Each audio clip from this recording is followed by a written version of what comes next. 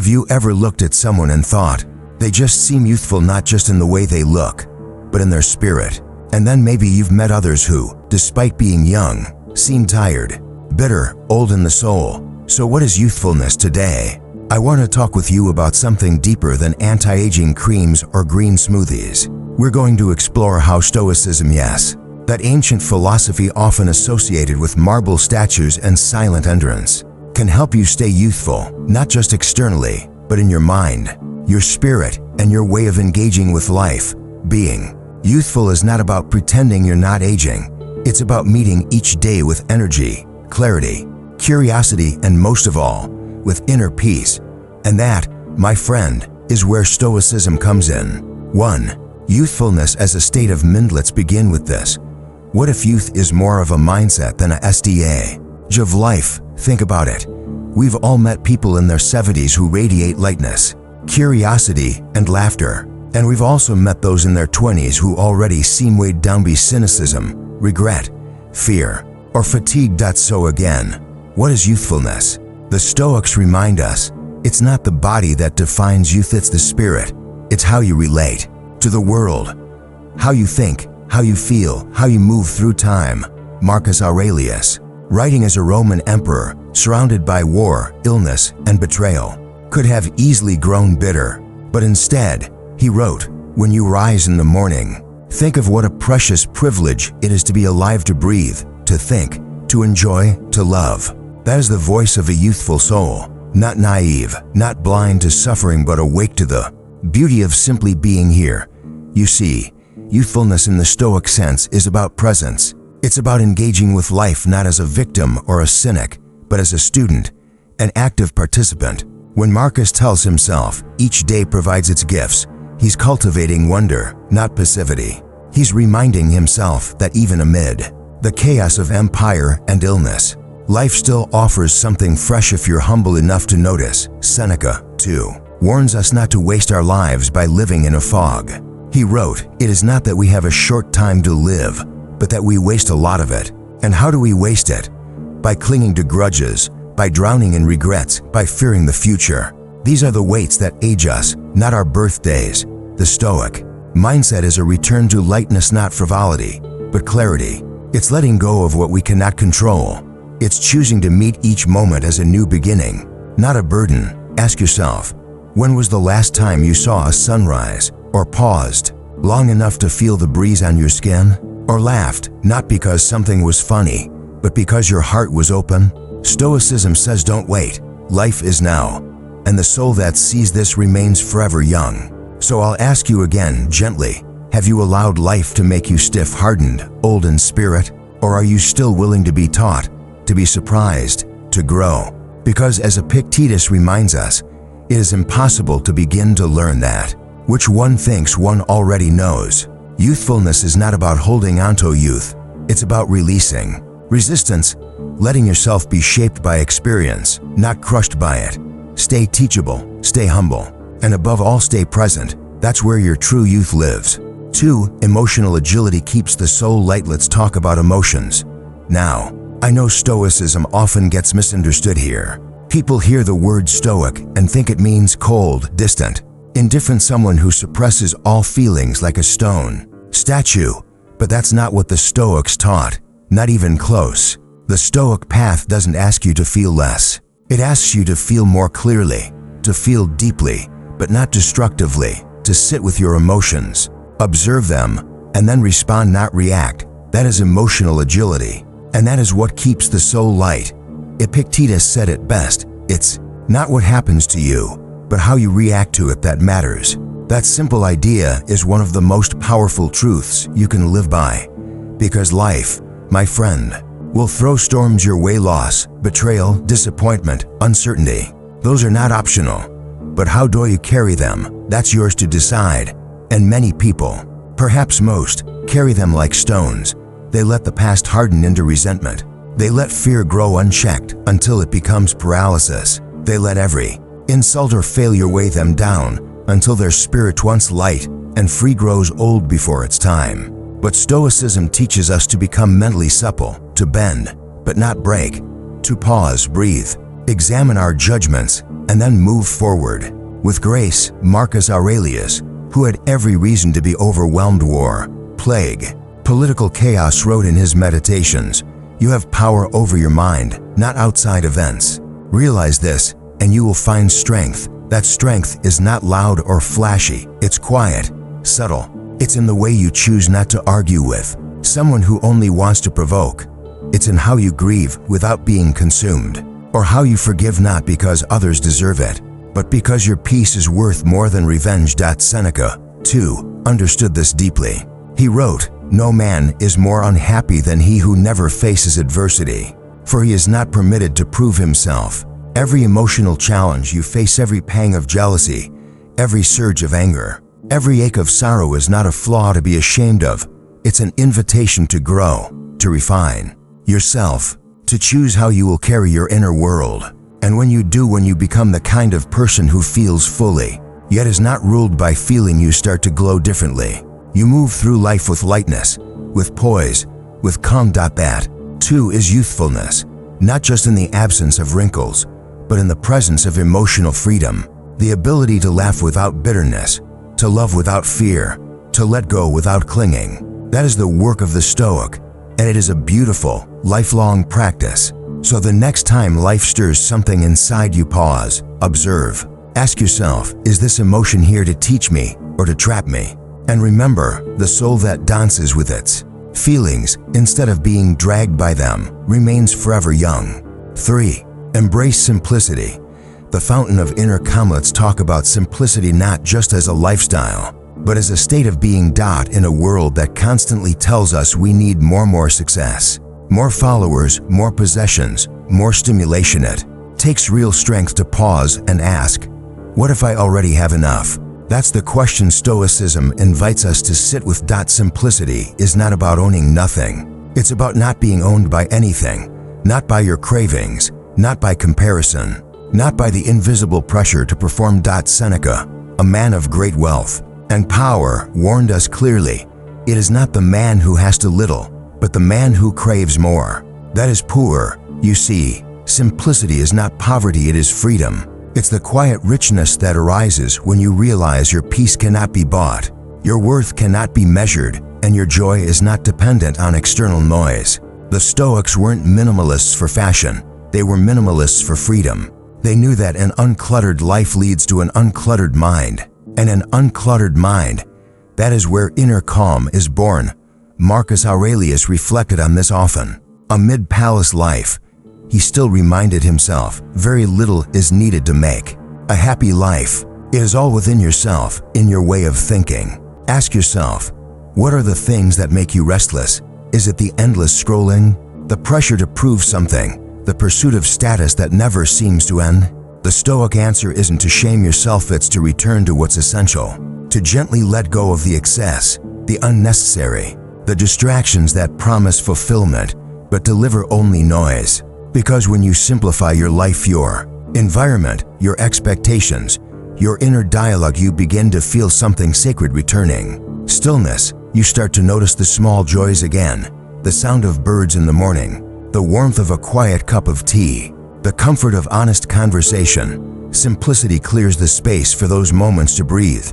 Epictetus reminds us, wealth consists not in having great possessions, but in having few wants. And those who want less live lighter. They are not pulled in 1,000 directions. They are anchored, present, youthful not in years, but in clarity. Because the soul that is constantly reaching, constantly grasping, constantly measuring itself against others, that soul becomes exhausted. And exhaustion, over time, makes us old.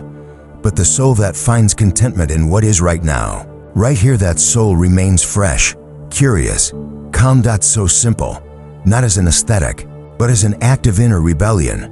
Reclaim your time, reclaim your focus, reclaim your peace, and in that still, simple space, you may rediscover the joy of simply being alive. For face mortality without fear and live fully because of it. No, let's go to a deeper place. It's not always easy to talk about death. It makes people uncomfortable. We tend to push it aside, as if ignoring it will make it go away. But here's the truth. Nothing ages the soul faster than the fear of mortality. And ironically, nothing keeps the soul more alive than learning to accept it. The Stoics didn't flinch at death. They didn't run from it. They sat with it, looked it in the eye, and said, "You are part of life. You give it meaning." Marcus Aurelius, in the solitude of his reflections, wrote, "You could leave life right now. Let that determine what you do and say and think." That's not a morbid warning, it's a wake-up call. It's an invitation to stop postponing your life, to stop waiting for the right moment to live fully, to love completely, to speak honestly. Because death, in the Stoic view, is not the enemy. Forgetting to live while you're alive, that is the real tragedy. Seneca urged us to treat every day as a life in itself. He said, "Let us prepare our minds as if we'd come to the very end of life. Let us postpone nothing. When you contemplate death, you begin to prioritize with precision. You stop wasting time on things that don't matter: pettiness, vanity, gossip, grudges. You start asking better questions. Did I live with virtue today? Did I express gratitude? Did I love without holding back?" That kind of honesty, it purifies the soul, and it brings you back to something that most people forget as they grow older: presence. Have you ever watched a child completely immersed in what they're doing, playing, laughing, asking endless questions, not worried about tomorrow, not regretting yesterday? That's the vitality of someone unburdened by time. And guess what? The Stoic who embraces mortality returns to that same space, not by ignoring death, but by making peace with it. Epictetus said, "I cannot escape death, but at least I can escape the fear of it." And when you release that fear, you release so much else with it. You stop needing to control everything. You stop measuring your life by external milestones. You start savoring the small things: the warmth of sunlight, the sound of laughter, the sacredness of ordinary days. It's not about giving up. It's about showing up more fully, more honestly, more gratefully. Because when you know your time is limited, every breath becomes a gift, and the soul that lives in that awareness, calm, courageous, awake, that soul never grows old. So don't hide from your mortality. Walk beside it gently. Let it remind you what matters, and let it teach you how to live not longer, but deeper. 5. Purpose and virtue.